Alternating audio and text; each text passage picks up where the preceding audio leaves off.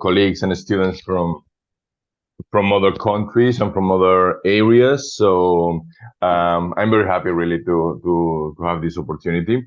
I have to tell that I have never been to Korea. Oh It's my one of the God. yeah, it's one of the few countries in the area that I have Uh, not visited because I have been in all nearly all Asia, uh-huh. but not in South Korea. It's in my list. I was about to go this summer, but then at the end I had to change my plans. Okay, So I hope, let's exchange between you and me. I've never been yeah. there, the Balearic. So we have to do that, of course. Yeah, we have to do that because, uh, as you know, the two countries, Korea and Spain, um, have quite a lot of similarities in terms of GDP per capita, in terms of I think that I know a lot of people from Korea in terms of Mm. friendliness of the people and relaxed way of life. So it's very interesting the comparison or the sharing of the two destinations or the countries. Mhm. So let me share my screen. Sure. This one.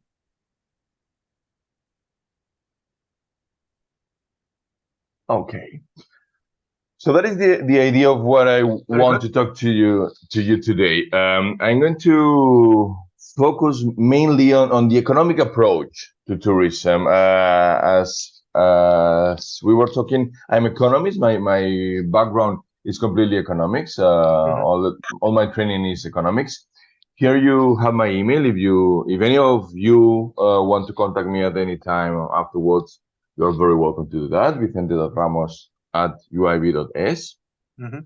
So all my training is economics, that my background, my master, and my PhD. Then I Mhm. moved to Balearic Islands, and in Balearic Islands, as we were telling before, we are super specialized in tourism.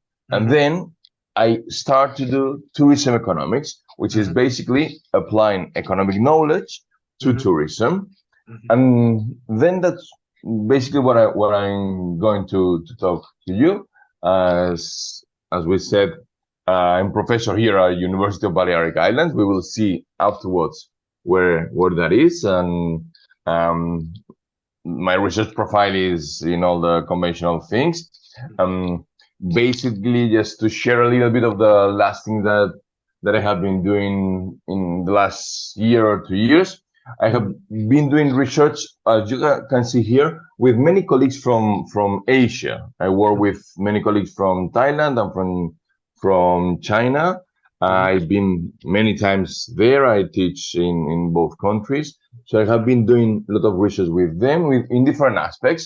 The effect of air routes on tourism, tourism annals, the co-movement between tourism and growth, the tourism-led growth hypothesis, things about what happened with bookings, hotel bookings during and after COVID, also published in International Journal of Hospitality Management, and I don't know, for example, this other thing about how we can do forecast, visitors arrival forecast.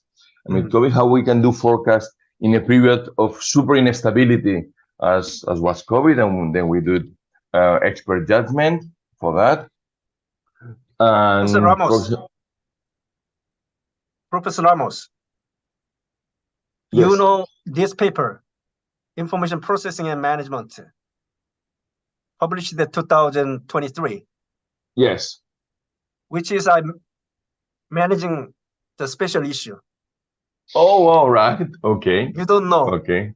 I right? didn't know that you were managing the special issue. Ah, okay, okay. All right. That's why I Okay. know you. Okay, all right. All right. I'm Uh, a guest editor of that special issue, and I saw your name and your okay. text. Yeah. So there we were, as you know, we were using big data to Uh-huh, monitor the flows of people uh-huh, with data from Wi-Fi connections and uh-huh, using big data to uh-huh, monitor. We have done that with this paper in which we basically study congestion, uh-huh, but also we have this other paper with this same kind of data in which we do a forecasting. We do a uh-huh, high frequency forecasting uh-huh, with using machine learning and things like that. uh-huh. So we are really. I'm also really very interested in this part of technology and so on. Really very interested in that. Okay, so that is basically a little bit of my profile, and then that is the idea of what I was thinking to talk to the students today. A little bit of tourism context. Of course, these are things that we all know or it's very easy to access, but I will try to give you my feedback or my impressions about that. And then I'm going to talk on why tourism economics, which is basically a description of the main ideas or the main characteristics of tourism, which are different from other activities. And then we have to modify our economic analysis to study that. And then I'm going to talk about some of the research topics which are growing in tourism economics and my view on the new trends in which we are moving in that direction. That is the proposal that I have. So it's not explaining a piece of research. However, if you would prefer, I can tell you that I can do an explanation of a piece of research. But I thought that maybe for a student it was better because the piece of research is easy to read in the journals. I wanted to give like a little bit of different touch on tourism economics. Okay. So a little bit of tourism context, right? Well, first thing that I want to emphasize every time that I talk with the students is that every time that you do research, a very important thing from the beginning is to have a good definition of the concepts.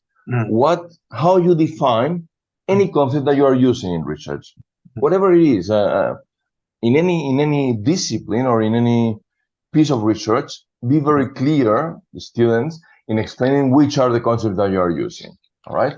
For example, when we talk in tourism, we have one standard of definitions, that is the international recommendations for tourism statistics, in which we have this very precise definition of every item of research, right? In that case, when we talk about tourism, we have the conventional definition of persons traveling to and staying in places outside their usual environment for not more than one consecutive year and for different reasons not related with being paid at the destination. So that is the essence of our research. We are talking about this group of people that travel out of usual environment. The duration is less than 1 year, and the purpose is leisure, business, different things, but not related with not related with being paid at the destination that you visit. Okay. Then we can disaggregate that a little bit more, as you know. And then if we consider Korea as the object of a study, we can study domestic tourism, Korean people or Korean residents that move inside Korea. We can study inbound tourism and a Spanish resident visiting Seoul, or we can study outbound tourism, Korean resident traveling, for example, to Vietnam, right? Okay. These two, domestic and inbound, are the more relevant variables that would be total tourism. But as we know, we have much more research on inbound tourism than on domestic tourism, basically because the data is better. When you cross a border, we have better statistics, so we are doing a lot of research on inbound. Even if domestic tourism is very, very important for destinations, so it's also an interesting topic of research in which we don't have so much research so far, right? I have a question. Sure. Vincent. Like last 3 years ago, we have been very the COVID-19 the situation, which is very seriously for tourism country like Spain. So how was your reason due to the COVID-19, which is a huge impact for you? Yeah, exactly. I'm going to show you right now. I'm going to show you exactly this evolution of tourism. So all your students and yourself have an idea of how things happen there, right? Okay. So let's do that. Let's talk about some of these trends, international trends that we all know, and then I'm going to focus on some tourism in Spain, so you get a little bit of the picture, and tourism in Balearic, so you get also a little bit of the picture.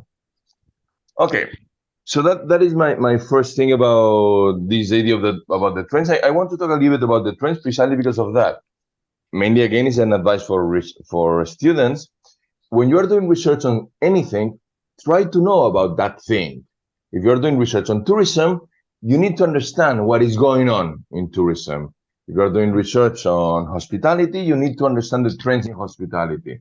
So always, in my opinion, my advice would be also read things which are a little bit out of the pure academic journals, but are explaining how things are going on in the world.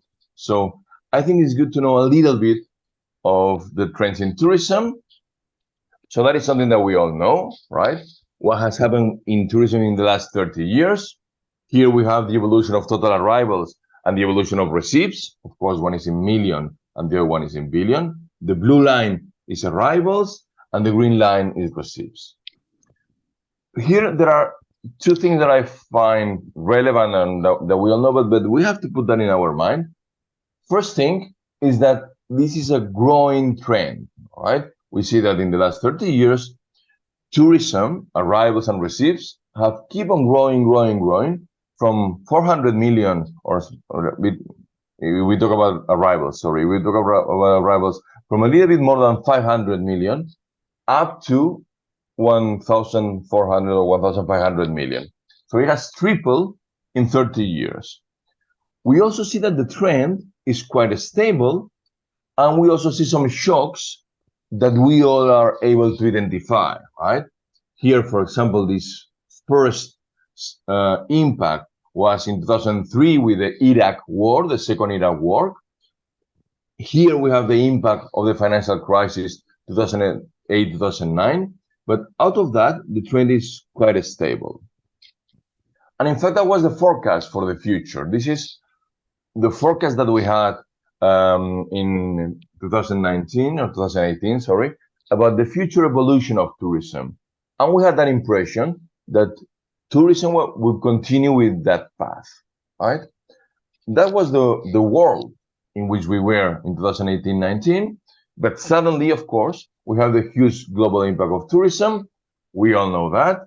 Suddenly, we close all borders. Many places were under lockdown, so we cannot move.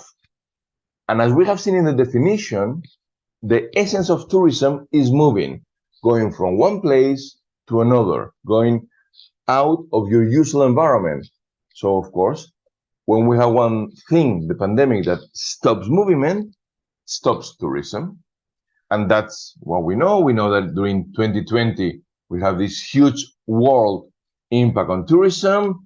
2021 was again bad, but starting to recover, and the forecast was some recovery in 2022, after 2022, right? And that is the last data. That is a very good report, or that is the document of Tourism Highlights 2023 that has just been published by World Tourism Organization. I also recommend to the students to look at these documents of WTO. It's public information. The highlights are free, and I'm sure you can access the barometer also from your university, and you will get an idea of what is going on. So this has just been published in September of this year, and it's giving us an idea of the impact of COVID in the world. So we have gone from this 1.5 billion, 1,500 million, remember that this is US billion, in 2019, only 400 in 2020, a little more than 400 in 2021, so still very damaged. And we start having some kind of recovery in 2022. And we continue the recovery in 2023, right? I also recommend you this web page that is, again, from WTO. I think the WTO is good for having general views of data, and it's providing this web page to know or to see how different destinations, countries are moving. It's a dynamic web page in which you can make queries about different places, international, region, countries, and this will help you to get an idea of what is going on, right?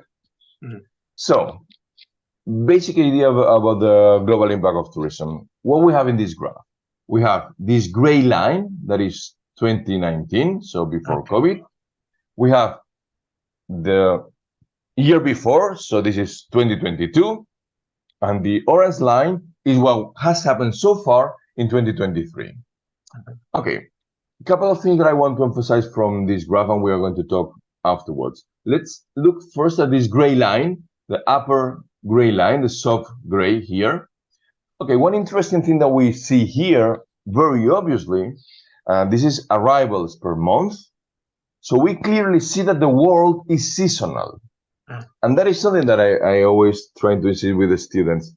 It's not Seoul, Spain, Balearics, Florida that is seasonal. It's the world that is seasonal. And we need to understand that. We need to understand the patterns of seasonality of our tourism arrivals. When we try to do tourism forecasts, there are things which are deterministic, things which happen with some regularity, and things which are shocks. And we need to understand very well the difference between something that is deterministic, that is regular, that we can model very easily, and also we need to understand the reaction to shocks. Okay, so the world is seasonal. We need to understand that. Then, when we compare these three graphs, we see that the world is still very far from 2019. This is 2022, 2023, and 2019. So we are getting closer. We obviously see that the orange is clearly above the black, but it's still far from the average. However, if we look at the monthly evolution of 2023 against 2019, we can see that we are recovering. We are really going out as expected, right? Okay. Let's talk a little bit about the regional impact. That was the world. If we talk about regions, this is again public information from WTO. What has happened in Asia? This is something that you know very well. First, one thing that is again very interesting is that the gray line again is 2019. We see that the pattern of seasonality is quite different in Asia than what we saw in the world, right? This is the world and this is Asia. So the conventional pattern of seasonality is quite different. Obviously, that is determined by the weather conditions and by the kind of holidays. We see the huge impact of COVID. This is 2022, so still 2 years after COVID. So we saw that the recovery in Asia has been much slower than in other regions. We will see that later. And this is 2023. So we really observe that finally all Asia is going back towards the consolidation of the recovery, right? As we all know, one of the main elements there is the behavior of outbound Chinese tourism, which is one of the big players, as we all know, in the region.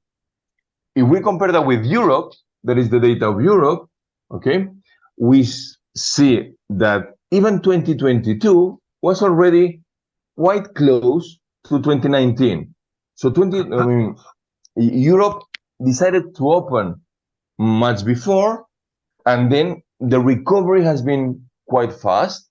And even we see that 2023 is really, really very close to 2019. So 2023 is already nearly completely recovered. Here, in fact, we have a bit more information. We have the variation of the different sub-regions.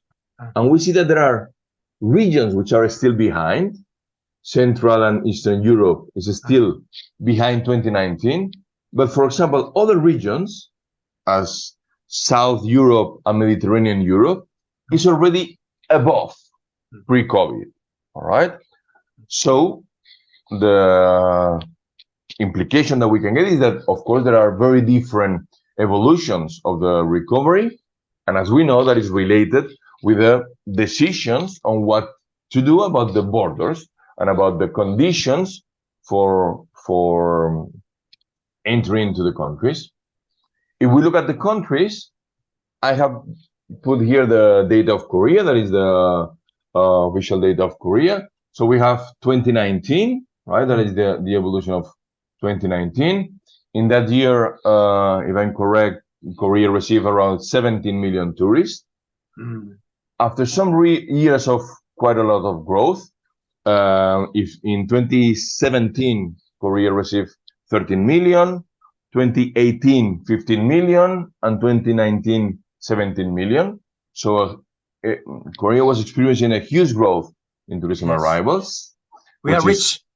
That's excellent. That's very, very good. And it's a very appealing country, of course. And also, well, you know that I don't have to come here to explain you, but really the image of Korea is super important in many parts of the world. Is Korea pop and so on. It's something that is giving a lot of visibility to Korea in the world, and the brand of a country is something, of course, very important. Yes. Okay, so we see that 2022, the black line is 2022. Of course, it was still very limited. If I'm correct, you open the borders around March, or you relax some of the conditions of quarantine when you arrive in March 2022. And then we already see the starting of the recovery in already 2022. And then, of course, 2023, when China opened the borders in January, February. I guess this is what we are here, what we see here, right? The opening of Chinese border in January, February. I was last year working in Thailand, and something very similar happened in Thailand. So it's a similar behavior. If we look about Spain, okay, in Spain, as we can see, first we see this huge seasonality, tremendous seasonality. We will talk about that later. We see that 2022, this black line, was already relatively close to pre-pandemic evolution. But if we look at the orange line, this is 2023, we have already completely recovered from COVID. So now the arrivals are basically as they were before COVID. In fact, with some months with more arrivals than during COVID. This is the effect of what we call this pent-up demand, right? All these people that was willing to travel but could not travel due to COVID restrictions. And when Europe opened the borders, people was traveling like crazy. So I think that is what is going to happen in Asia, in my opinion. 2023 will be a very good year. Still, we have this lag at the beginning, but I'm completely sure that 2024 will be nearly as pre-COVID situation, or that will be my expectation for all Asia and for Korea in particular. If nothing else Professor happens, Ramos, don't worry. I will send a huge number of the tourist packages to your region. So that's good. I will. Excellent. Let me show you a little bit about Spain, right? Okay, when I talk about tourism in any country, I always like to start with this graph. This is the world at night, and the red lines are the tropics. I think that this kind of maps give us very good information about two things which are crucial in tourism. Also, in terms of advice, I always recommend the students to be a little bit curious about geography. You don't need to know the rivers of Spain, but you should know where is Spain, where is Brazil, where is Taiwan, where is New Zealand, where is Pakistan. Try to have an idea of geography of the world, because that is completely relevant to understand tourism. Here in this map, as I said, we have two relevant things. First is related with these lines. This is the tropics, right? And that, of course, as we know, determines the weather. So if you are above this red line, or if you are below this red line, above or below, you have winters and summers. Winter is cold and summer is warm. So we have weather variability, which is very important in tourism. If you are above this line, you have the summer between June and September, and the winter between November and February, and the opposite below that line. Again, that would be very relevant for your seasonal variability, right? So we need to understand that for the seasonality. In the middle of these two red lines, the weather is very stable. We don't have so much temperature variations, and basically what we have is dry and wet seasons that could be very relevant, as we know, in different areas, with typhoons, hurricanes, all these kind of events that we need to understand tourism, right? Okay, the second thing that I like about this map is that light is a very good indicator of economic development. And that is another crucial thing about tourism. And that's exactly what we see here when we look at this map. We see a very good picture of economic development in the world. We see all the economic development in Japan, then we see Korea, then we see all the development in China, basically in the first tier cities in the east, with some poles of huge development as Hong Kong and Guangdong province, I don't know, Bangkok, Kuala, Singapore. We see all the economic development around Europe, and of course, all the economic development in the US, basically on the big cities on the east, right? And that's a very good indicator to understand how you are going to be affected. If your country is like New Zealand, that is here, New Zealand is very far from poles, from clusters of economic development. Okay. The same, for example, in Brazil. Brazil, which is here, is quite far from a pole of economic development. Okay. If you are close to this pole of economic development, or this one, you have much bigger chances to be a relevant tourism destination. And that's exactly what we see here, right? This big pool of economic development with all important tourism movement in Asia that is basically happened in this radius, right? In Europe, that again is happening in this radius, and US and Canada, that is basically happening in this radius. Because when you do traveling, what we know is that that duration of the flights of 3 hours or less is a relevant boundary. People very easily fly 3 hours or less. But it's a bit more difficult to fly more than 3 hours, right? Of course, 3 hours is like a arbitrary stop, but that is the essence of what happened. Most of our tourism, most of our international tourism is intra-regional tourism, all right? Of course, we also have movements outside regions, but intra-region is always very important, right? Sorry, let me put the phone in mute. Should be mute before. Okay, so that's why I really like this map. I think it's giving us very good information. Yeah. Okay, so as you were showing before, thanks for that. That is Spain, all right? So this is the map of Europe, all right? And this is where we have Spain. So just to put a little bit of context, this is France, UK, Germany, Italy, Norway, Sweden, Denmark. So that would be, well, now Ukraine is here, then now we are all talking about Ukraine and Russia is here. So this is the area of conflict that we are all the time talking now, right? This is the Crimea Peninsula that is on the news all the time now, and Donetsk, etc. Okay, so that would be Europe, okay? So here is where is Spain. So Spain is in the south of Europe and quite on the west of Europe, as we see here, right? The other relevant thing that we should emphasize is that this is Atlantic Ocean. So one part of Spain is facing the Atlantic Ocean, which have implications in terms of weather, is much cooler than this other part that is Mediterranean Sea. As you can see here, Mediterranean is a relatively small sea and very close. We only have one very small opening here. This is open. This is a canal, Gibraltar Canal. And also we have here another entrance that is the Suez Canal. All right. This is only for boats. This is man-made, as you know. This is man-made, so the boats don't need to go all down Africa. So that's why they made the Suez Canal here. So that is the only entrance of Mediterranean Sea to the open waters.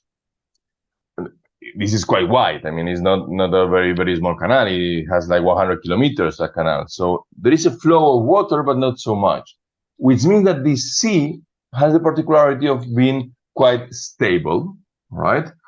Of course, there are storms and all the things, but it's warmer and more stable. So the waves are not so regularly, are not so big.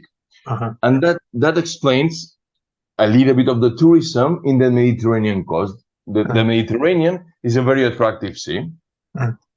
And all this part of Spain, Barcelona, Catalonia, Valencia, Andalusia, Balearic Islands, all this part is in the Mediterranean. And that is basically the essence of tourism in Spain. I'm going to show you that later, but this is basically where tourism is happening on that regions. So the competitors are basically this part of Turkey, a little bit of Greece, this part of Greece, and not so important parts of Egypt and parts of basically Tunisia. The other areas are not so much developed. All right. Okay. Oh, sorry. I also should mention Croatia. Croatia, which is here, is also a big competitor. Right. Okay.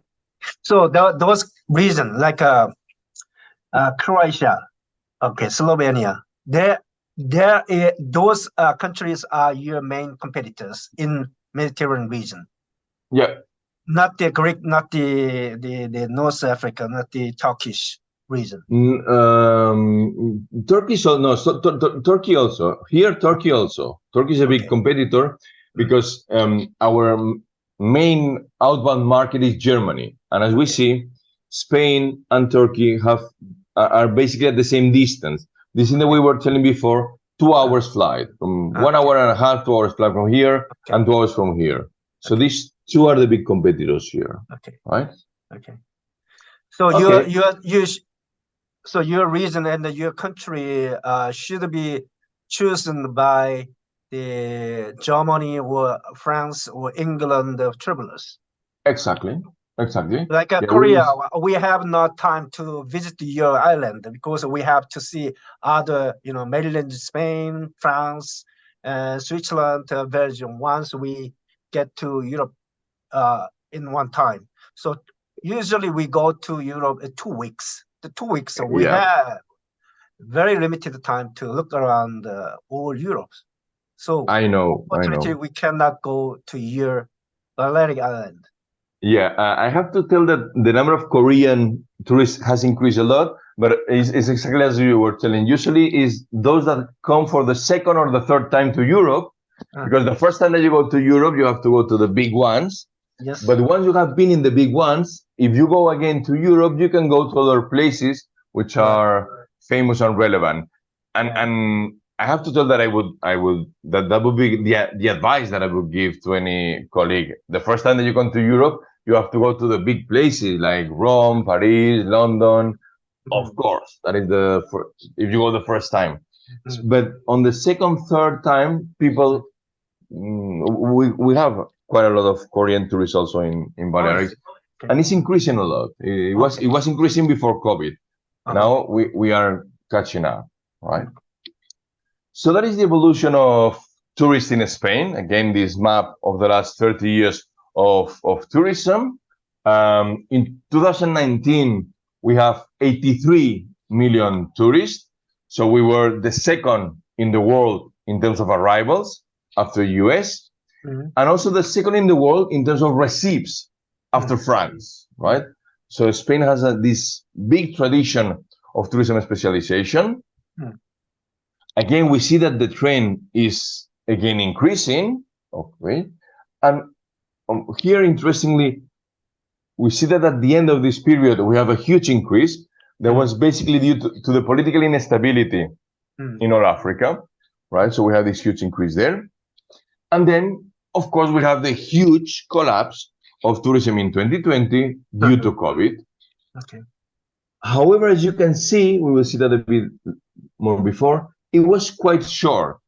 We had, of course, we closed in March. We closed completely the borders in March. We had a lockdown for 4 months in March 2020. And then we citizens could start going out in April. And in June, we already opened the borders to European countries with tests, of course. But we start having international tourists from UK, from Germany, even in 2020, right? So we saw that we recovered quite a lot already in 2021 and in 2022. It's true that we have to recognize that is the European Union effect, where we have very common policies, and then this policy of test recognition was done by the whole European Union with the tests and so on. So that's why we could open before, and also we relaxed, or we were not so strict regarding the closure. Okay. This thing that you were mentioning, where tourists come from. When we study tourism in one destination, I'm trying to give you the basic things that we have to know. Where is the country? What is the trend of tourism? Then the next thing is, where do they come from? Which are your origin markets? And that's the next thing that we need to understand well when we study tourists from any region, from any country. So as we see here, our main markets, as you were correctly telling, is UK, Germany, France, and then other destinations, right? In fact, as you have here, 51% of arrivals arrive only from 3 main countries. That is something relevant because it's telling that we have some kind of risks, all right? We depend a lot on these 3 countries. So it's very relevant when we study tourism in any country to understand your vulnerability, the risk you assume, and that would depend on the concentration, as in any other product, of your arrivals. Okay. The next thing that is important to understand, or that we need to study when we study tourism in any country, is where do they go? Which parts of the country are most visited? Okay, so in our case, tourists concentrate quite a lot in 3 regions. There are 3 main regions that absorb nearly 60% of tourists. That is something that I want to emphasize, and it's very relevant to put in the mind of the students. That is always the case. When we talk about tourism to Korea, to Spain, but people don't go to Korea or to Spain. They go to specific places of Korea or a specific place of Spain, and those are the clusters of tourism. And we need to understand that regional evolution inside the states. Okay, as I was telling, 60% go to 3 regions, but 90% go to 6 regions, and we have 15 regions in Spain. So basically, all tourism in Spain, that is the second in the world in tourism, is located to some areas. It's not a general thing in Spain, we have tourism everywhere. No, we have tourism in clusters, all right? This idea of cluster, I think that is very applicable to tourism. Interesting things, like Canary Islands is islands. Exactly. People come to Balearic Island. Yeah, we have basically these 3 regions, right? Catalonia, that is here, and the capital is Barcelona. I'm sure you know the Barcelona. So that is the main region, all right? Okay. That is an interesting case because that is due to the Olympics. Okay. Really, the Olympics is what put Catalonia in the map. Okay. The numbers in Catalonia were not so good before the Olympics. Okay. Second region is Balearic Islands here, and then we have the other very important region in terms of tourism, that is Canary Islands, that is quite on the west. It's in this box because it's not really here. It's farther here. It's in fact in the map that I showed you before. It's not even. It's here. This is small group. So it's quite far. It's basically in Africa. Africa. Yeah. The interesting thing of Canary Islands being there is that the weather is different. They are already below the tropic, and then the weather is much more stable. Okay. So Canary Island is the place of Europe with better weather in the winter. Okay. So they attract tourists in winter, right? Okay, winter. They are a winter destination, and the rest of Spain is a summer destination. All right. Yeah, then this is Catalonia, this is Balearic Islands. The other important regions are Valencia, that is here, again, facing the Mediterranean. Madrid, that is the capital city, of course, and Madrid attracts a lot of people. It's a historic city, it's a very interesting city to visit. And Andalusia, that is here in the south, and again, has some destinations which are close to the sea, and also some cultural destinations, very important cultural destinations as Granada, Sevilla, Cordoba, with a lot of heritage. Right. Very Muslim heritage. Exactly. Very beautiful, very attractive. Yeah. Okay. So that would be a little bit about tourism in Spain. Let me show you a little bit about tourism in Balearic Islands. These islands that I came, and I have to say that is one of the main destinations in Europe. It's true that it might be not, it is not very popular out of Europe, but if you would ask any European people, any British or German, of course they will know, and most of them have been in Balearic Islands. Okay, so this group of islands here, right? So as we see from a broader perspective, is right in the middle of the or in the Mediterranean Sea, right? Okay. So it has all the advantages of the Mediterranean, which is a very attractive sea. Okay. So if we look at the map, we have basically three big islands, which is Menorca, Mallorca, yeah, and Ibiza. Okay. The three islands are quite different. It's very, very interesting because the landscapes are very different in the three islands. They, from the geological point of view, they are different. They don't come from the same kind of platform, right? Menorca comes from a different platform than Mallorca. The size of the islands is 5,000 square kilometers. So it's not very big, but it's not very small. For example, from here to here is 110 kilometers, and from here to here is again 90 kilometers. So it's still, you would need a couple of days to visit the bigger island because as we can see, it's not very much, but it's 100 kilometers and 100 kilometers. The population is 1.2 million, all right? And we have these three big islands and one smaller island here that is Formentera, that is also attractive to visit, of course, for Europeans, which are closer. However, if you have the chance to visit more times Europe, I'm sure you will end up there, right, at some point. Okay, so a little bit of the data about Balearics, all right? This is the segregation by origin. So we see total arrivals to Balearic Islands, 16 million. So we receive 16, to this very small island, we receive 16 million tourists per year, right? These 16 million, most of them go to Mallorca, then Ibiza, and then Menorca. So the 16, 12 go to Mallorca, around 3 to Ibiza, Formentera, and 1.5 to Menorca. Regarding the distribution, we see that most is inbound. So people that is not from Spain, is people from Europe, right? It's basically people from Europe.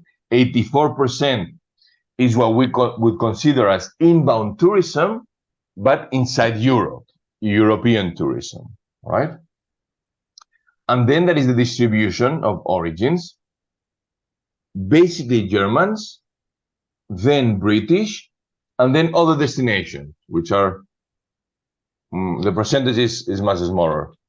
Again, we see here this huge specialization, 50% from two origin countries, all right? 50% from Germany and the UK, right? The impact of COVID. So from the 16 in 2019, we dropped to 3.1 in 2020, 8.7 2021, and in 2022, we were already back to pre-COVID. 2022, 16.5, which is basically the same as we have before. And 2023, we are already above where we were in 2019, right? I draw just to show you this evolution of what has happened in arrivals. So the blue line is all the arrivals. The red line are foreigners, so inbound tourism, and the green line is domestic tourism, people from the rest of Spain. Okay. So you're the country of the tourism industry. Yeah. It's a relevant, very relevant tourism destination. How about you don't manufacture some product at all? We do manufacture a little bit some products. For example, there are some shoes. I don't know if shoes you find them. Yeah, like I don't know the brand Camper. You know the brand Camper? Camper. There is a brand of shoes, and I have seen quite a lot of shops of Camper in many cities around Asia. So yes, we have a production of shoes. We have production of some other agricultural products that are produced here and done internationally. We have quite a lot of olive oil also. And the rest of the industrial production for exports is quite limited. It's basically the shoes and some textiles, some fashion textiles. But the economy is completely dependent on tourism. Yeah, 70% of our GDP is direct or indirect tourism, right? So super heavily dependent. We see also very clearly here the super strong seasonality. This is the monthly evolution, and we clearly see huge number of arrivals in summer are more than 2.5 million per month. This is monthly, so more than 2.5 million per month in summer, and basically nothing but 300,000 in winter.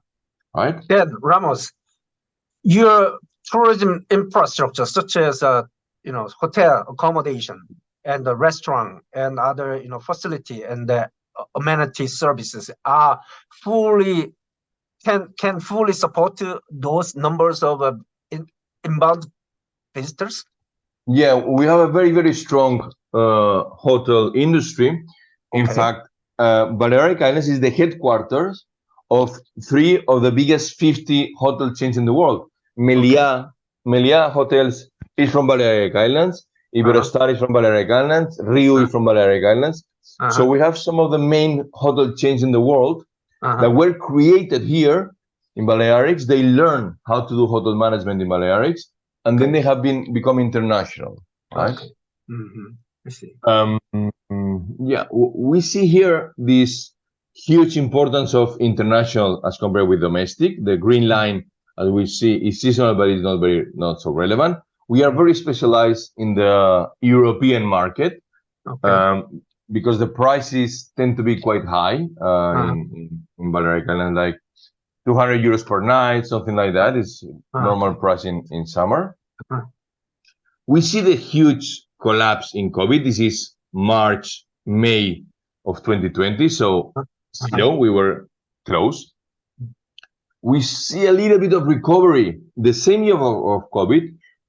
In 2022, as I said, we opened the borders. So we had some tourists in 2020, and then we start recovering in 2021, and 2022 was already similar to 2019. Right. And that is what we know so far of 2023 until July 2023, in which we are above previous years, right?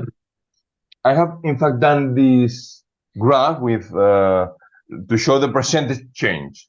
So this is the percentage as compared with 2019, right? So 100% would be the same level at 119, right? So that is the percentage, but the percentage evolution of that month as compared with the month if in 2019. Mm. So of course, these months we were closed, we have 0%, but you can see that even in 2020, we were able to get 90% of the tourists that we would get in July of the previous year. So in the domestic market. So in the year of COVID, what we did is to specialize in the domestic market, and we capture all the domestic market of that year. We change our pattern, and you can see here that in 2020 we were very specialized in domestic market. So we were able to recover the green line. We were not able to recover the red line. And that is something that has happened in many other places. As people cannot travel, when people could not travel out of the country due to COVID, they travel domestically. And that's what we did. We try to maintain our domestic activity, our tourism activity with the domestic tourism and make them survive. So the industry survived in 2020. It was a very bad year, but we survived. Okay. And then, Professor Ramos. Professor. Professor Ramos, I have a question that does the tourism season in the islands have any relation to its festivals or events, or just it has a relation with just the climate? It's basically related with climate. Our strong conditions is the very, very good and very nice weather. So it's beach tourism. Our specialization is people that visit the islands in summer for the weather conditions and the sea conditions, for marine activities, beach, sport activities in the sea, these kind of things. In the winter, we do have other kind of segments, which are basically cultural tourism, hiking, another kind of sports like cycling. We have a lot of cycling tourism that come in the winter. But our really strong thing in summer are the marine conditions more than the festivals. Okay, thank you. Welcome. At any point, if anyone has any question, please raise the questions. That's lovely. Okay. All right. So that's what we see about this recovery. So we see that already in 2023, the red line that is the total, the blue line that is the total, the red line that is the international, and the green line that is the domestic, all that is already above the 100% line. So 2023 already has bigger numbers than 2019, right? So as I was telling, my expectation is that all the world is going to leave behind the effects of COVID quite soon. There is a transition, of course, basically due to air capacity, due to, if your tourism infrastructure, hotels, restaurant, has been very damaged by COVID, it may be more difficult to recover. If a hotel has been closed or even had financial problems and have to close the activity completely due to financial problems, maybe it's more difficult to reopen. But that idea that we had that tourism will be completely different after COVID and so on, I don't share that idea. I think that we are going back to where we were. We are going back to the same reality that we had in the pre-COVID. This question that we were making in 2020, 2021, how will be the new normal? The new normal is as we were. We are going back to the same, in my opinion. Okay, so just to emphasize that thing that I was telling about the super strong seasonality. That is the pattern of monthly arrivals, and as we see, 62% of the tourists arrive in these 4 months. So only in 4 months, between June and September, only in these 4 months, we get 62% of tourism arrivals. As we were telling, due to weather conditions, we are a holiday destination of Europe. All right. As you can guess, that has an important implication. That is in terms of labor and in terms of economic activity. We have one activity that is fundamental for the economy, but is super seasonal. So what we have here is the number of open hotel beds. So that is an interesting characteristic of Balearics. The hotels open and close every year, but not one or two. Only 5% of the hotels remain open in December. So basically, they start, I mean, some of them are open in December, 5%, strong minority. They start opening around March, April. All of them, or not all of them, sorry, but most of them open in April, right? This is what we see here. From April to May, all the hotel plan is open and remain open in summer. And they start closing in September, October, and November and December, many of them are closed, right? So we have this special characteristic of our industry, that is that it's strongly seasonal, but the activity close. I mean, close means they close the door, you know, they just, it's not that they have little occupancy, no, it's that they are closed. They put boots in the wall and and they close. Of course, that has a huge impact on employment, because all those workers have temporal jobs. I have to tell that there is a public system to protect those workers. So those workers would get public subsidy the months that the hotel is closed. So even if it would seem terrible for workers, I have to say that for many workers, in the surveys that we have done and so on, they are fine with that conditions. They know that they work like crazy for 6 months, like crazy, but then they have 6 months or 3 months of very, very little work or no work at all, and they get a subsidy. So the yearly income is reasonable. The yearly income is on the average of Spain, but the period of work is very, very concentrated, right? Very special characteristic of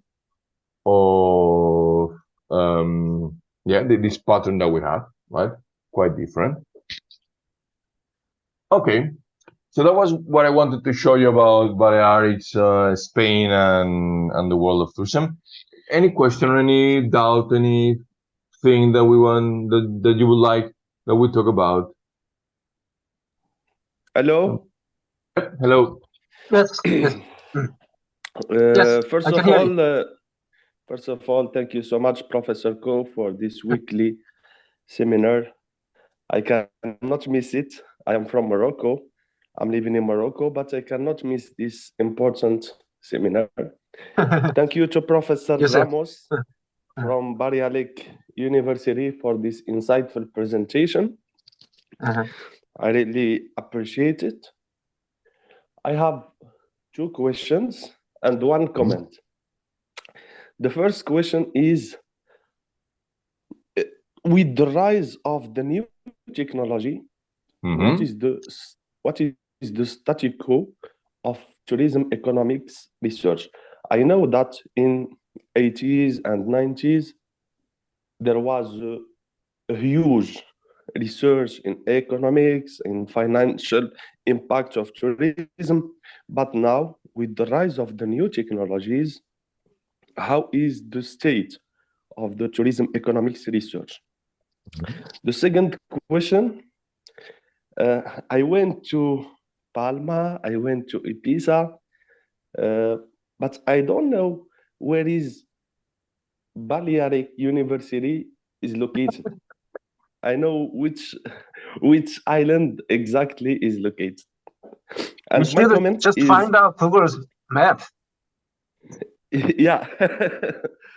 my comment is because Professor Ramos said that Morocco, Tunisia, Egypt are the main competitor of Spanish tourism.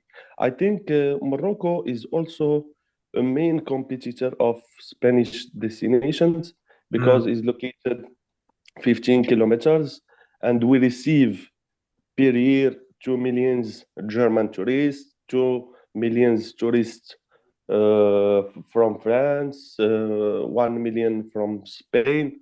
So Morocco can be considered one of the main competitors of Spanish destination, and also people who want to visit the Costa Canaria island, they should cross Morocco to come there. So Morocco can be considered competitor rather than Turkey, than Tunisia, than Egypt.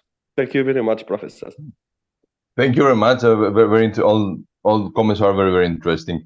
Let me start by the last one. I completely agree with the relevance of Morocco in terms of tourism. It's very, very relevant. However, when I said main competitor, is because the main strength of tourism in Spain is beach destination. And I know that Morocco has relevant destinations. I've been there. I've been in Agadir, Essaouira, so I know the competitors in terms of beach destination. But the strength of Morocco, as you know very well, is not so much about beach tourism. It's much more about the cultural tourism and the super important cities, Marrakech, Fez, Exactly. which are the poles. But that is basically cultural tourism. That would be a very important competitor for some regions of Andalusia, Granada, Cordoba, that would be in a similar segment. I was trying to give an overall picture of beach tourism. And for beach tourism, I mean, the main competitors would be Turkey, Tunisia, Egypt. In terms of beach tourism, that is the big numbers in Spain. For other segments like culture, of course, Morocco is extremely relevant in Europe. But not, I think we would agree, not so much on beach destinations. I know that, and you know them. Agadir, Essaouira, they are starting to develop. They have very important plans to develop. They have a good plan of hotels, but still they don't have huge numbers of beach tourists. They have a huge potential, I think, and huge investments. They will go in that direction, but still they don't have the huge hotel plant in the beach places as Turkey or Tunisia. That would be my view on that. Yeah, exactly. Then you were telling where is the university? The university is in Palma City, but a little bit out of town. So it's on the city of Palma, but it's not inside the cities, on the outskirts of the cities. 7 kilometers from the city, and there is a subway and there is a bus. So, but it's there in the center. Not in Magaluf? No, not in Magaluf. No. Magaluf is a terrible place for tourists. I guess those that don't know. You know, in Balearic Islands, we have in Mallorca, we have 2 spots in which we have a huge concentration of tourists. One of them is called Magaluf for British tourists, and the other one is called Arenal for German tourists. And they are on the 2 sides of the bay, because you have to separate them, because if not, they kill each other. So you have to put Germans in one place and British in the other place.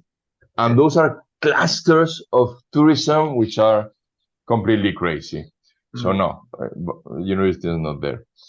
And then you were raising a super interesting question about the trends in research with new technologies.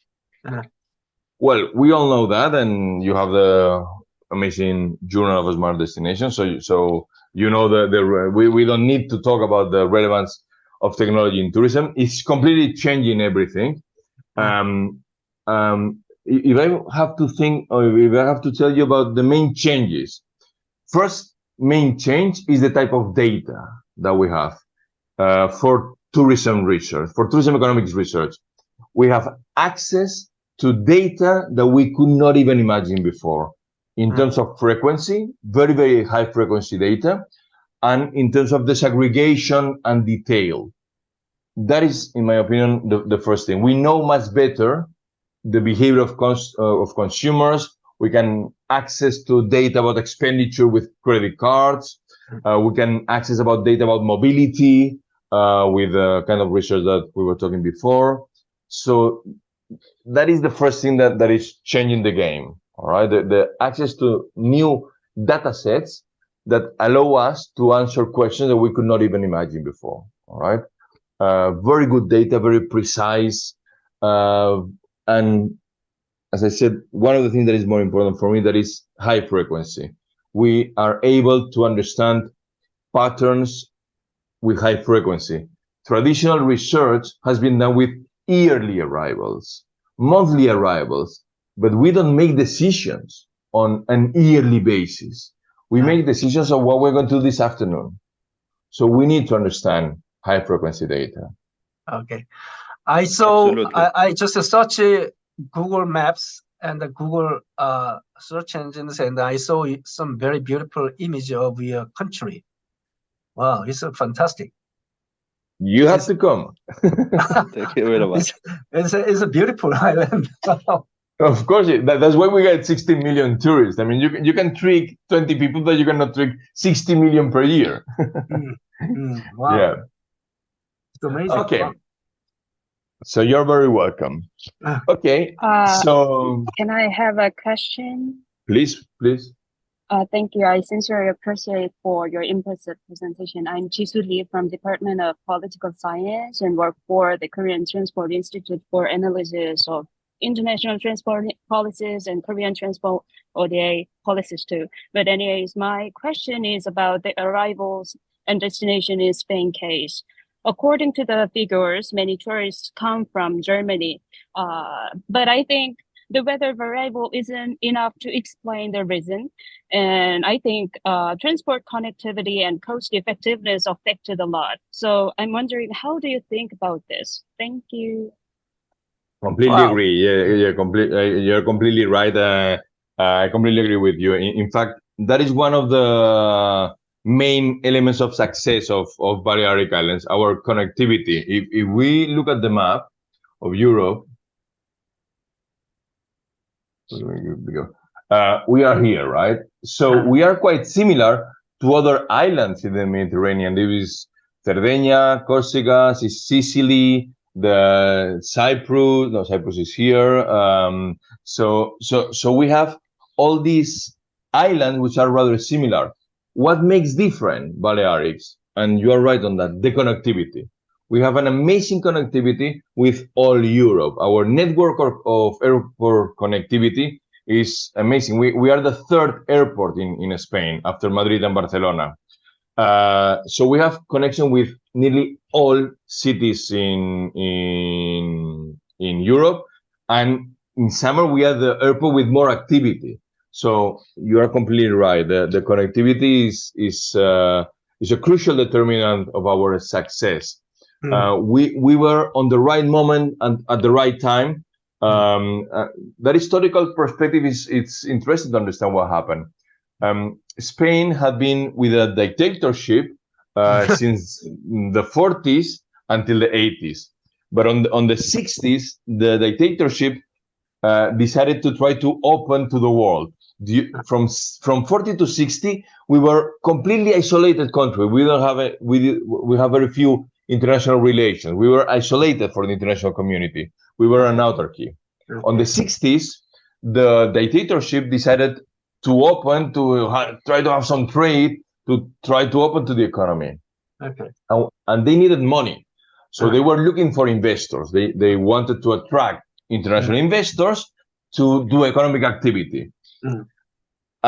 Exactly at the same time, if we look from a historical perspective, is where we start having welfare states in Europe. And on the welfare states, one of the main elements is paid holidays. So on the 60s, there was the generalization of paid holidays in Europe. So that is exactly what happened. We had a country looking for investors, and we have a push effect on Europe of needing places to go for holidays, right? And then what happened is that the government decided to say, okay, bring the money and we will build the hotels in partnerships with international investors and owners of the land in Balearic Islands. All right. So on that time, we create the hotel infrastructure with money from European tour operators that were putting the money to build the hotel, and the land of the landowners of the different parts, and in particular Balearic Islands. There was a very poor region, so they were looking for anything to do. And then suddenly we have this huge boom of building the infrastructure. And then on that time, it was very easy to build airports because, I mean, it was space and so on. So we built a huge airport that give us that amazing connectivity with the rest of Europe. So you're completely right. Connectivity is crucial. And in fact, in the evolution of arrivals that we saw, one of the elements in the I was in Spain. One of the elements here on this growth of arrivals, basically here, is the popularization of low-cost carriers, the opening of skies and the popularization of low-cost carriers, right? Which are two things that were very, very relevant for the development of tourism activity. Yeah. And the last paper I have published in Annals is precisely about the relevance of the air routes on tourism, all right? So it was basically doing that research on the specific impact of the air routes on tourism, which is crucial. So thank you for the question, which was I agree was very, very relevant issue. Any other question or any other comment? Professor, I have one very simple question. You said that the most of the hotels are closed during the winter seasons. And do you have any is the government have any plans to develop for the tourism during the winter season? Because I guess there's a huge demand from the countries, the same countries such as UK or Germany during the winter time, because they are looking for the more milder climate during the winter in their own country. But is there any specific reasons that rather than developing the tourism or than just like closing the hotels during the time? Thank you very much. Again, very, very good question. This issue of seasonality is one of the big challenges of our tourism development. This is the figures. And really, it's crazy in terms of infrastructures. We have to do an airport which is able to move 3 million people in 1 month, or as we have here. We are moving 3 million people per month in these months, but then in winter it's closed. So we have a huge infrastructure that is underused for most of the year. The economic rationale for that is crazy. You have to do an airport of the size of the Singapore airport, and then in winter is the size of a super small city airport. Is everything empty. You have all the rows to pick the luggage completely empty. And the same happen with employment, the same happen with every other thing. So yes, we have we try to reduce seasonality. However, we have to think about these two issues that I was mentioning before. The first thing that I saw we saw here. We're going to use this. This is regional. Now let's put in. Yeah, this is the world. So the world is seasonal. Movement of tourism in Europe, that was Europe. Movement of tourism in Europe is extremely seasonal. So that is a challenge. There are two main reasons for that. First is the weather. It's true that on winter they would like to go, maybe they would like, but they don't have holidays. So the second element that is relevant is holidays. Okay. And basically school holidays, because the fathers can decide when we do holidays, but the kids cannot. So one of the determinants of seasonality is institutional things like school holidays. Okay. Right? So the kids have holidays in summer in Europe. This is the period of holidays for kids. So that's why family tourism that is a very important part of holidays, the family trips, are very concentrated on this period. In winter, we have weekend escapes and these kind of things, but it's not so easy to go with the kids 10 days somewhere because they don't have the holidays. So institutions are relevant. About the weather, one crucial thing when we understand tourism is to understand your competitive advantage. Why people go to your destination, in what you are better. And we are better in summer. Our weather conditions in summer are amazing. The island is extremely beautiful in summer. Even if you don't like to go to the beach, the coast is extremely beautiful. So on that period of the time, we are a nice place in the world to be. But in winter, we are similar to many other places. Right? So we don't have a competitive advantage. We cannot capture 3 million tourists in summer because we are not much better than any other part in Europe. We have landscapes, but every place have landscapes. You can go hiking, but you can go hiking everywhere in Spain or in the south of Europe. We have cathedrals, we have churches, but all Europe has cathedrals and churches. So we don't have a competitive advantage in summer. In winter. When you don't have a competitive advantage, there is very little that you can do, we need to understand the real world. So we try to do policies. We are wasting a lot of effort, a lot of money doing policies, but it's very difficult because we don't have a competitive advantage. And second, here we capture 5% of the European market, right? In summer. But if we would like to reduce seasonality, we will need to capture 10% of the winter market because it's much smaller, right? Here we have all the Europeans which are traveling, 60 million Europeans traveling, but here we only have a small number of people. So we should be very, very competitive in winter, and we are not. Canary Island is doing that. If you look at the seasonal pattern of Canary Island, is exactly the opposite as we do. I guess so.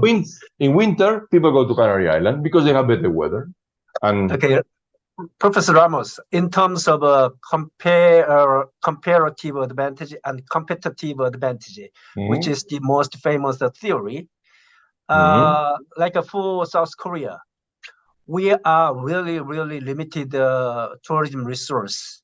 So we are manufacturing country, not a tourism country, comparing to your country.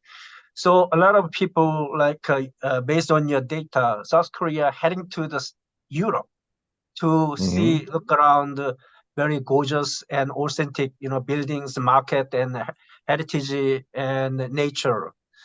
But however, we are trying to attract people from all over the world using of our strengths, like K-pop, like the Netflix, the drama, like the food, like a complex, swimming pool sort of things, and the event.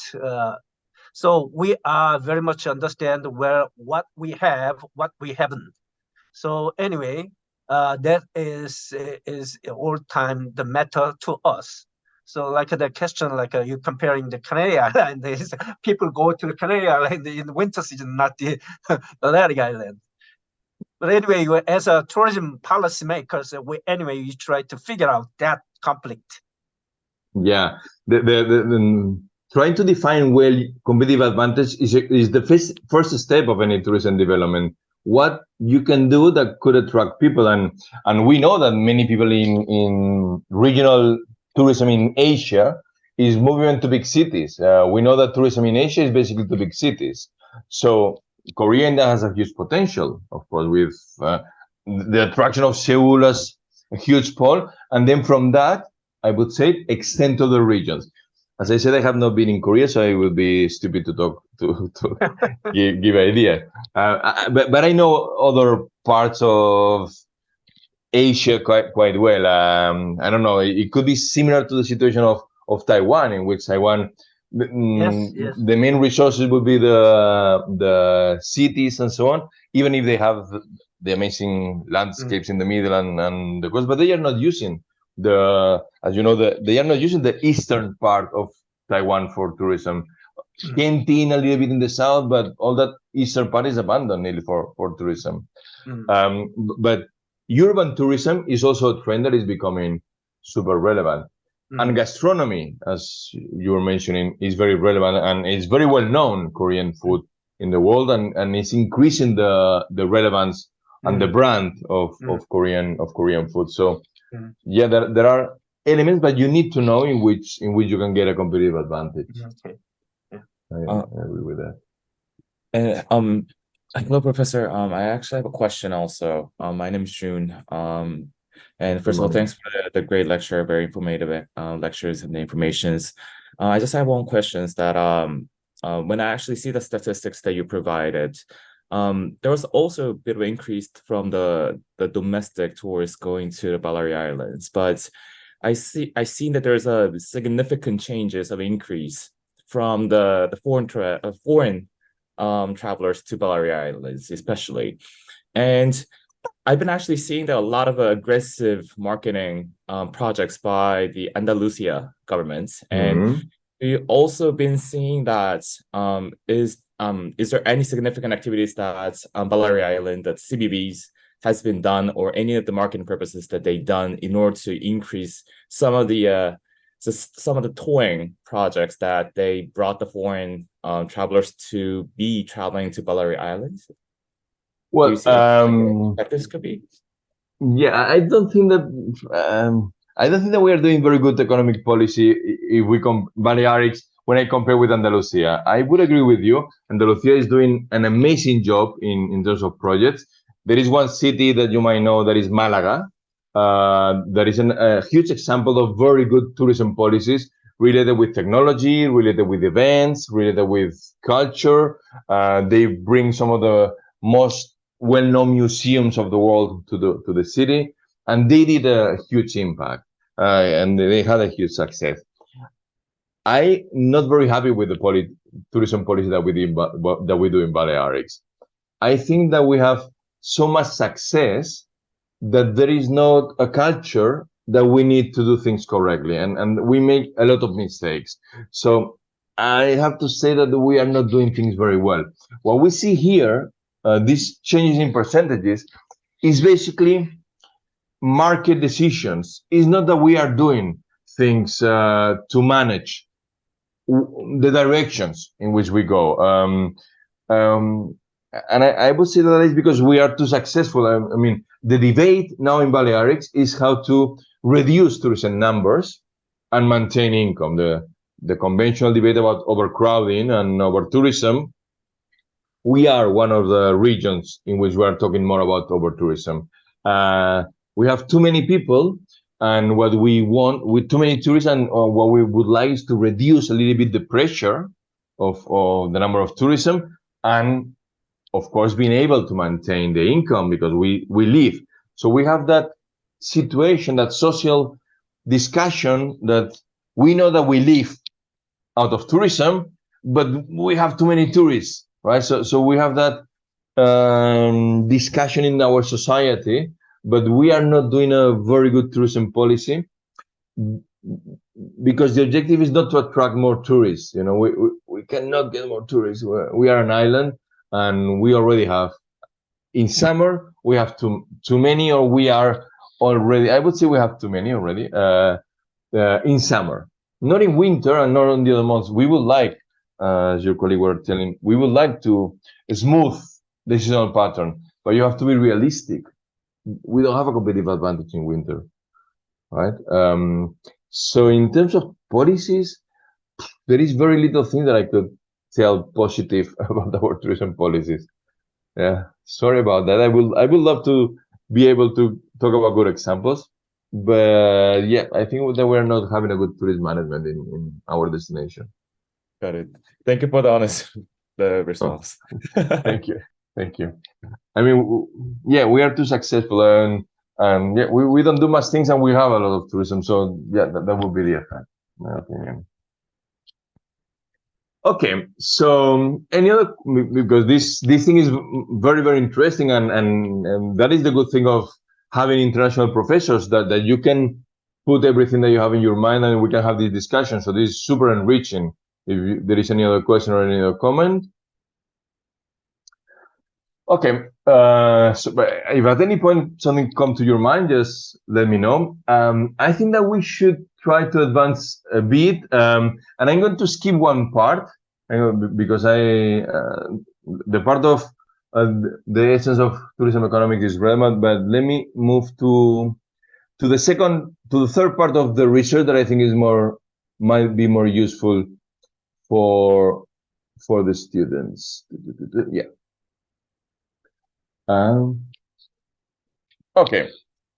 We had one part in the middle about why tourism economics, but that is a little bit conventional, and I don't want to miss that part, basically because you are students, and I think that we should talk a little bit about research, right? So I'm going to try to give you an overview of some of the topics that we have in the tourism economic literature. As we saw at the beginning, I'm member of the Council of the International Association for Tourism Economics. We have an international association. And I'm also a member of the editorial board of Tourism Economics. So yeah, let me try to give you a little bit of my view on tourism economic research, all right?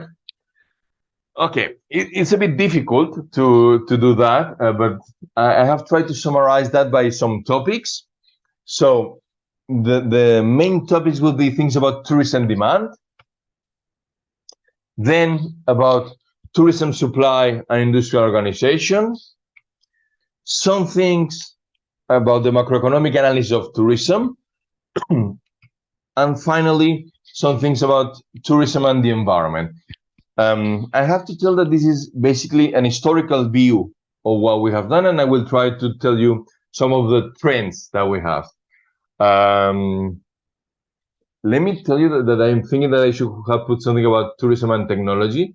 I didn't do that. I didn't do that, but I should have done, because that is changing the literature a lot. So thank you for the question that was made before, because at least we could talk a little bit about tourism and technology.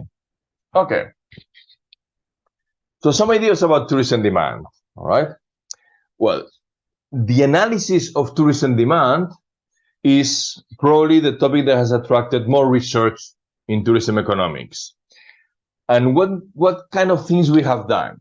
Will be the generic kind of things. Okay. One of the most relevant things is elasticity. As you know, elasticity is telling me the impact of a change in one variable on another variable. So if price change 1%, how much arrivals change? So we have done this analysis in terms of variation of prices, variation of income, variation of exchange rates. That would be the three big players: prices, income, and exchange rates. That could be inside the prices, all right? And then all the other determinants that you could put to explain things. The elasticity would measure the relation between one explanatory variable and one independent variable. Okay, so we have a lot of research about that. We have all that research about patterns, temporal patterns, and then we can talk about this issue of seasonality, understanding the temporal patterns, understanding the determinants of that temporal patterns, as we said, holidays, weather, all these kind of elements. Then if we go more to a managerial thing, market segmentation. As we have seen from the beginning, we need to differentiate domestic and inbound, but also we need to differentiate many other segments. And we need to understand the different behavior of those segments. Let me give you an example. When we talk about data about tourism, we put together holidays and business tourism. And conceptually, that's a little bit crazy, because it's not the same someone that goes somewhere for holidays and someone that the company tells you, you have a conference in Kuala Lumpur, go to Kuala Lumpur to visit that partner. That is a different game. So it's a little bit strange that we put together holidays and business. We need to separate. We need to separate them, right?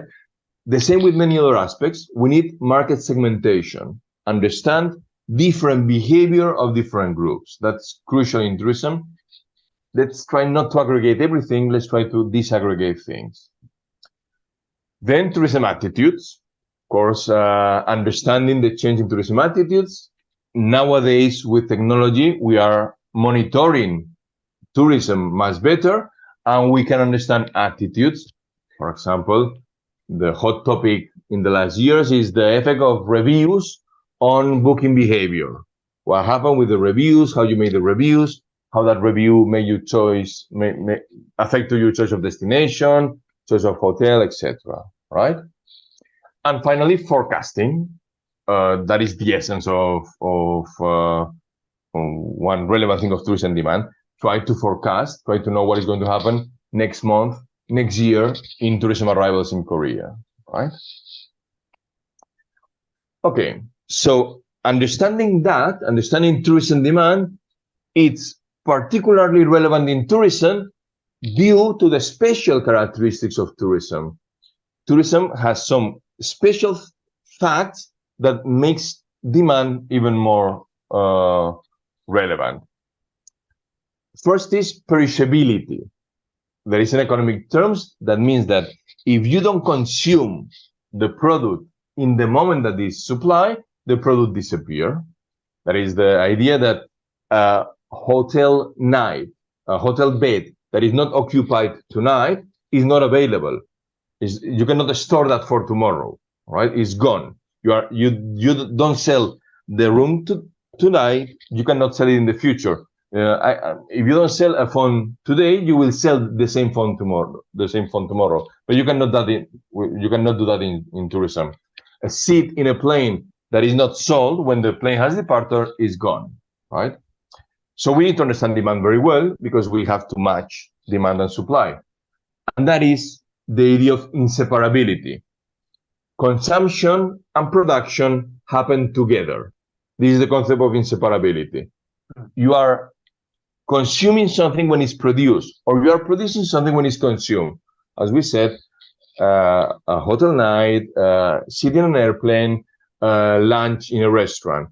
It's inseparable. Consumption and production happen at the same time, right? The implication in terms of economic analysis of that is that you cannot store. If you cannot store, you need to understand very well supply to provide the supply when the demand is there. If you don't match perfectly supply and demand, you are lost. So we need to understand demand much better than if we were producing ball pens. If you produce a ball pen, produce the ball pens and then find the client. But here it's inseparable. You need to understand demand very well to match it. Okay. Also, and we have seen that in the last 3 years, tourism is very sensitive to shocks.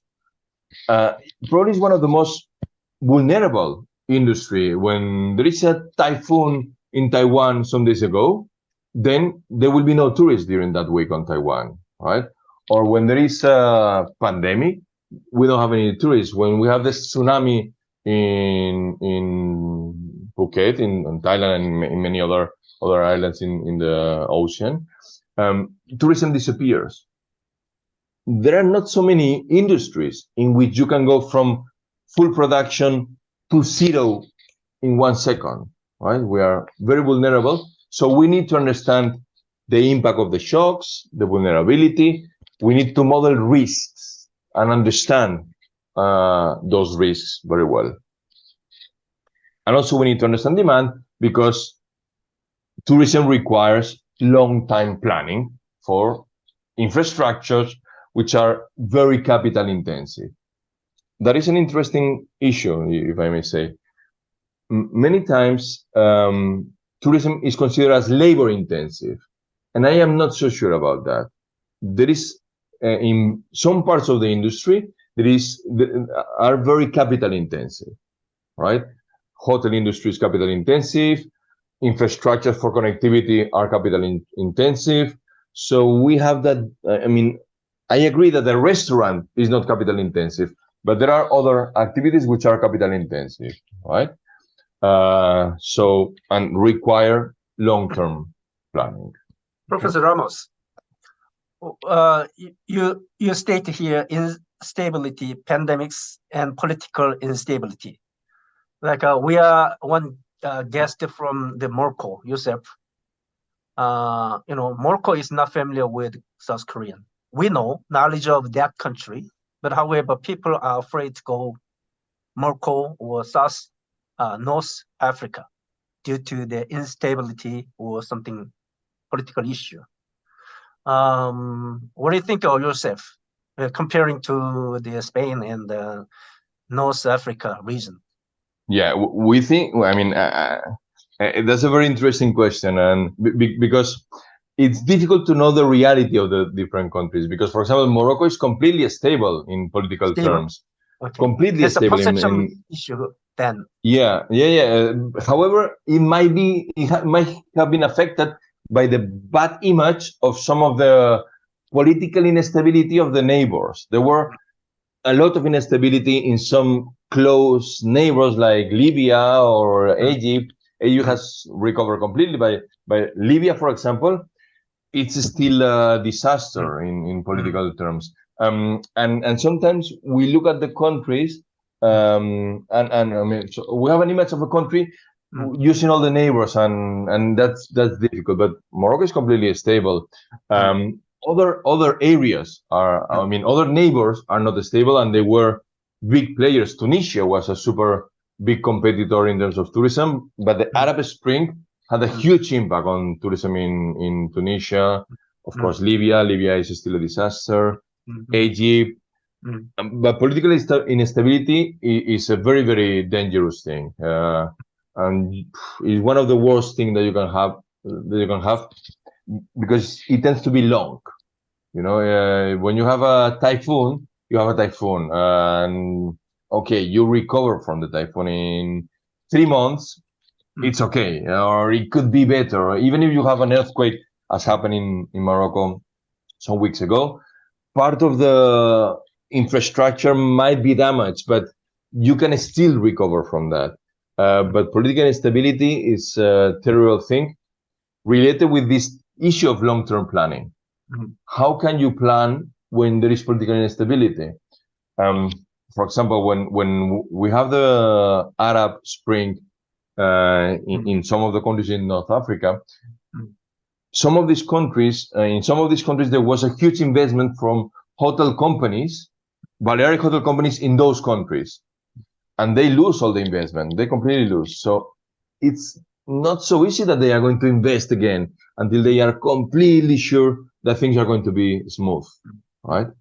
So yeah, political instability is very relevant in tourism. I totally agree with Professor Ramos. Morocco is completely stable politically, and the evidence is we receive 14 million tourists a year. So compared to other African countries, Morocco is stable, and we have, for example, in terms of Asian tourists, like Chinese, Japanese, Korean tourists, then when they come to Europe for a visit, they visit Morocco as well, even it's located in North Africa, because they have only one occasion to visit Europe, and Morocco is very close to Spain, 15 kilometers. So Chinese and Japanese, Korean tourists come to Morocco for a few days to visit Morocco also. And due to the connectivity, especially in Spain, which is a very well connected country, especially in Malaga, in Sevilla, in Barcelona, in Alicante, in Santander, many flights from Morocco to Spain. And I can tell you that I went to Spain more than 30 times, and I always bought the flight 5-10 euros from Morocco to Spain. Yeah, it's huge connectivity, and it's very, very cheap. Yeah, exactly. Someday we are South Korean. We're gonna pact, and the number of 20s will go to the flight Morocco. And You are Excellent. welcome. You are welcome. You are welcome. And Balearic. Exactly. You It will visit be Balearic and then you come to Morocco. Yes, yes. You both professors inspiring us to You are go welcome, to your Professor. country. You are welcome. I know we are now talking about the research, and the tourism economics is always too tired to talk research. I want to go to the physically to go North Africa, Morocco, exactly. Balearic. You have to. You have to. Yeah. Exactly. Yes. Okay.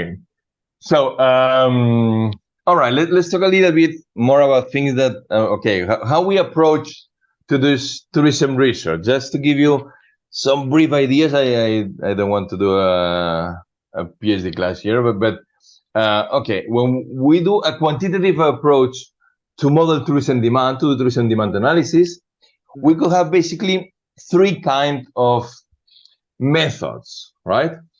First method is what we call the gravity models. Okay, well, we have here gravity models.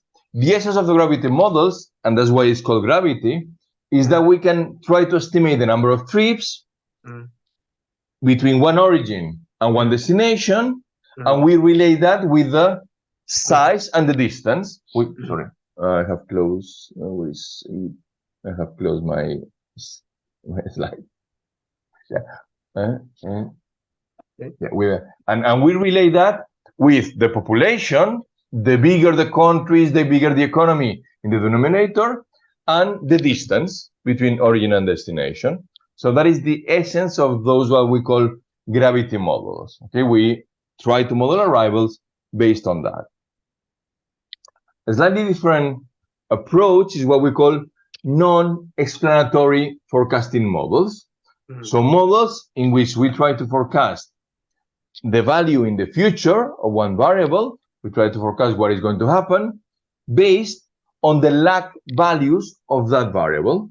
This is time series econometrics with the Bok-Jenkins methodologies or any of the conventional methods in which we use past data to forecast the future. Okay, it's interesting if we think about COVID that all that methods disappear with COVID. How can you forecast the future using the past when in the middle you have all the noise from COVID, right? So that is a challenge that we have in the coming years, that we are dealing with it in tourism research now.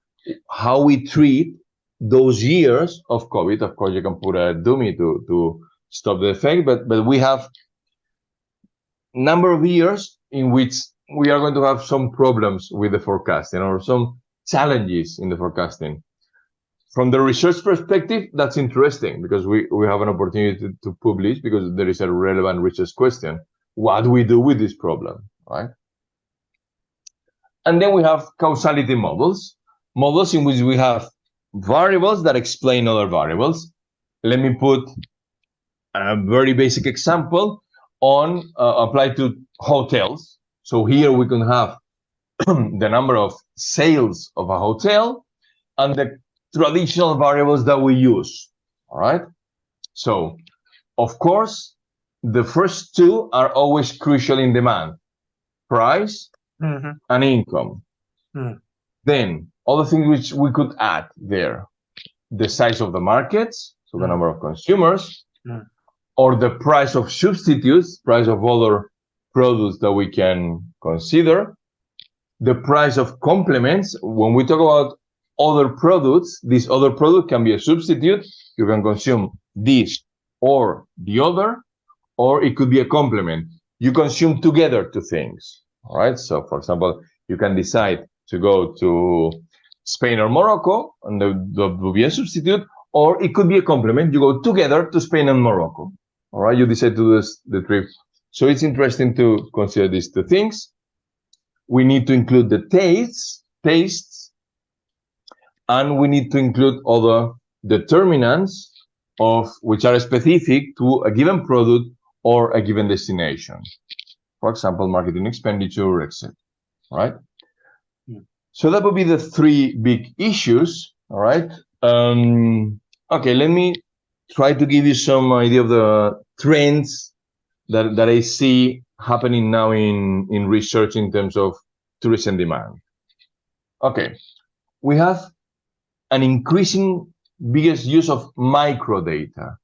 So we are reducing our research with macro data, total arrivals in one country, total arrivals in one destination, and we're going to microdata, data about individuals, that family with that income is traveling to that place, right? So we are moving towards this microdata instead of macro data, right? Second thing that is becoming more and more important is spatial econometrics. Okay. Introducing space variables, introducing geopositioning, introducing distance, and understanding the spatial effect. We have one line of research that is spatial econometrics, in which we have one variable that is the time, and we understand the relation between one lag variable and the future variable, but also we have another variable that is space, and we have a relation between what is happening here and what is happening there, right?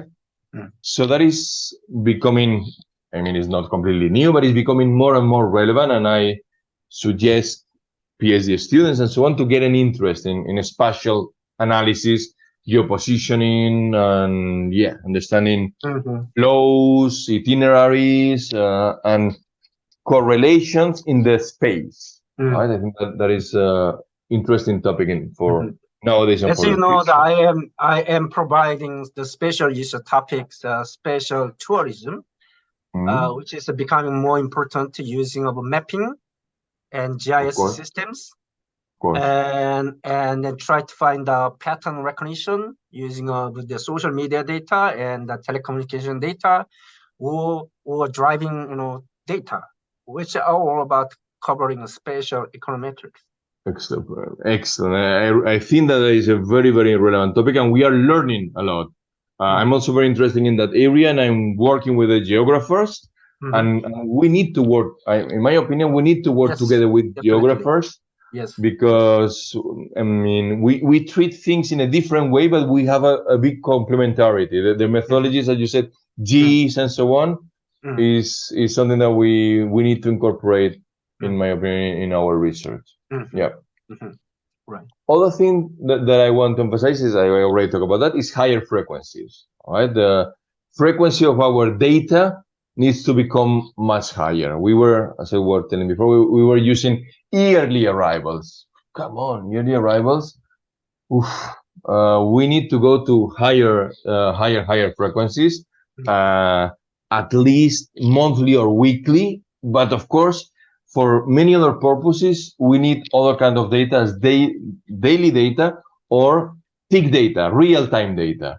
And now with big databases and with the technology that we were talking before, we can have access to real-time data.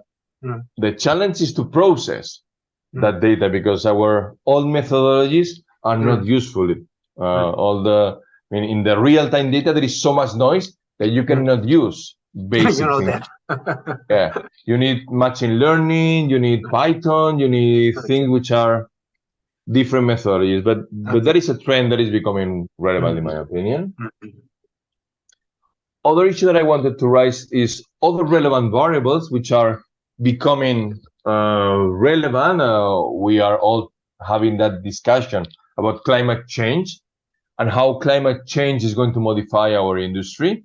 That is something that is there in the table. On the last conference in Surrey, there was a very, very interesting debate about air aviation and the future of air aviation and so on. And that is something that we should think about it. I don't know. I really don't know how things are going to go. But if we would limit aviation in any way, we can figure out the impact on many tourism destinations, right? We were talking before, destinations depend on connectivity, and nowadays connectivity is air aviation. If there would be some political decision on air aviation, wow, that would be terrible for many destinations. The destination that we are talking here Korea, Spain, Morocco, Balearic Islands, we need air aviation. So that I think that is something that is on the table. Yes. For the coming years. We have LCC low-cost carriers from Vietnam, Indonesia. A lot of huge number of the Islamic visitors to Seoul because of that transportation. But if we will start putting real taxes on carbon emissions on planes, that is something that is starting to be discussed. Wow, because our tourism development is due to the reduction in prices. If we really put a carbon emission tax on air aviation, that would modify our industry. So it's something that is there on the table. So that's why I wanted to put here effects of climate change. We are seeing this year the huge increase in weather. Now we are experiencing a crazy weather in all Europe, the hottest October in the history, and that will modify trends. So in terms of seasonality, that may play a role. In terms of flows of people, where people like to go and where people don't like to go, and of course the landscapes of destinations, the modification of the landscape of destinations due to climate change, effects of pollution. We have increasing research with air quality and the effect of air quality on tourism, risks related with what we were talking before, political instability, events, etc. So we are, I think that line of analysis of risks is relevant in the coming time. Okay, yeah, and some other variables that may be relevant, right? Okay. Other line of research, just to give you some possible ideas of other things that we are doing in tourism economics.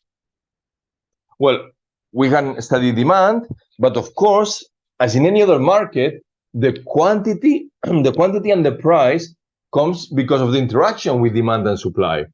And that is something that many times we forget in tourism. We study demand, and many times we forget about supply.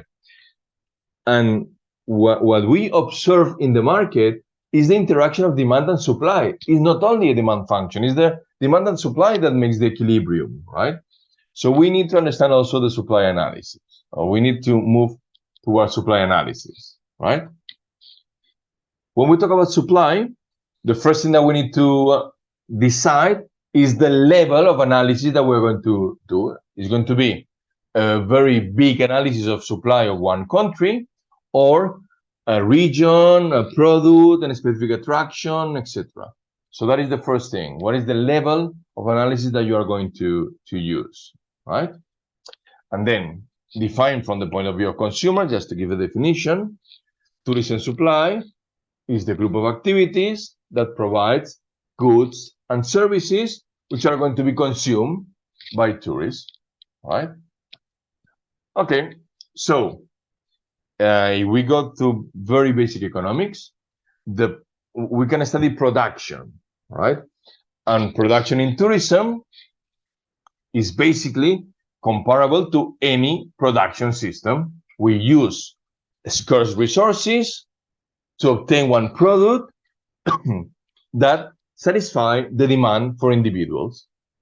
The only thing is that these individuals come from outside the place of residence. But we can use our models or our methods to understand production, okay? All right. However, when we look at the international research about supply, we can see that supply has been relatively poorly analyzed. We have less research on supply. So it's an interesting topic also for students, I would say. We have several reasons for that, in my opinion. One reason is the problem of definition. In tourism, we have what we call dual demand. So the demand, let's put the sales of a restaurant can be done for locals or can be done for tourists. So what is exactly tourism supply? It's not so easy to define tourism supply, because restaurants can be tourism, but also can be domestic consumption. domestic, not tourist, local consumption, residence consumption. The same with hotels, the same with flights, the same with many other parts. So we have that issue of definition, and also of definition of the industry. If we talk about telephone companies, a phone, I know that I have to go and interview Samsung. But if I have to do an analysis of supply of tourism in Korea, who should I interview? There are so many suppliers, it's so disaggregated, the industry, that is quite complicated in that sense. And then we have lack of data. We don't have good data because it's very heterogeneous and is not well defined, right? Okay. All right, some general topics that I wanted to mention about, or some general topics that we can find in the literature about supply and tourism. Well, one possibility is to focus, as I was telling, on the production methodology, and then we can talk about efficiency. Efficiency is how well we use resources to obtain one outcome. Are we efficient or are we not efficient? And we can measure that with methodologies, for example, this data envelopment analysis, in which we find the optimal production of an activity, of a different set of activities, and we figure out how far we are from that optimal production. Okay, and we can measure their efficiency, which is a relevant concept in the economic analysis of supply. Other line of research that is very interesting in tourism, business strategies, fusions, type of competition, indexes of accumulation, management practice, and decisions about where to implement companies, etc. So that is another line of research very relevant in tourism. How companies make decisions in tourism with the special characteristics of tourism. And then other line of research that is relevant, and I would like to talk a little bit about, is labor research. Labor research in the tourism market. There is a lot of scope to do research in this aspect, and there is, of course, research about labor economics in tourism, but much less than in some other disciplines, about wages, education. For example, we don't have good measures of productivity. There is an essential variable, and we have big problems with measurement of productivity. So yeah, that issue of labor research, qualifications which are needed, all these elements are potential relevant elements that we may have. Okay. Yeah. We have 1 minute. Okay. Sorry. So no. So yeah. So we will leave it here because we can leave it here. And I have to thank again for this opportunity. I have a very good time. Okay. It's always nice to share these seminars and these activities, international activities.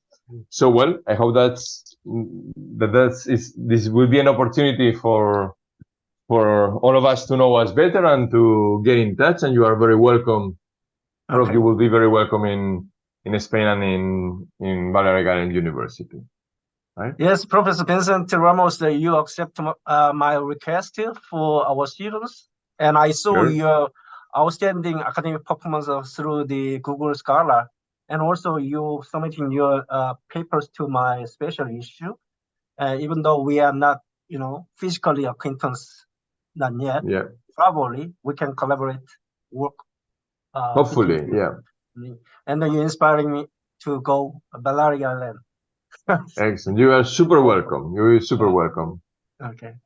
Excellent. We are organizing a conference for next year about Asia and Europe, so that could be an opportunity. Okay, let me know the sharing good, valuable information for me. Of course, sure. Professor Ramos, please, quick question before concluding.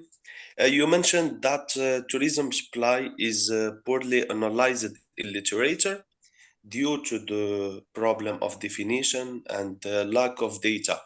I would like to add also that the tourism supply is poorly analyzed due to the number of journals indexed in Scopus in tourism economics. There are, I think, more than 100 journals indexed in Scopus and Web of Science, and only one, which is tourism economics, is addressing issues and topics related to demand and supply. Because almost journals are dealing with smart tourism, neo-technology, tourism marketing, which is very important. Yeah, smart tourism is important. It's very important. No. If we prepare or investigate a paper on tourism economics, it's hard for us to find a suitable journal, because tourism economics doesn't fit with the aim and scope of many journals in tourism. Well, I have to say that there are more than one. For example, International Journal of Tourism Research publishes good things in economics. Current issues in tourism also publish good things in economics. So it's true that, or even Asia Pacific Journal of Tourism Research publish things in economics. It has good research on demand. Even tourist management and the big ones publish very good things about tourism demand forecasting. Very technical, but so I have managed to publish in more than one journal. Okay, Joseph, we accept your manuscript. Just submitting. Exactly. Thank you, Professor. Thank you, Professor. It's kind of you. Okay, Professor Ramos, thank you very much. Deeply appreciation you come to our class.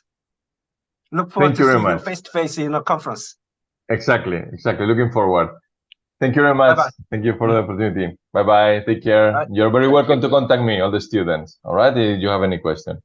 Bye-bye. Thank you very much. Bye-bye. Have a good day. Bye. Bye-bye.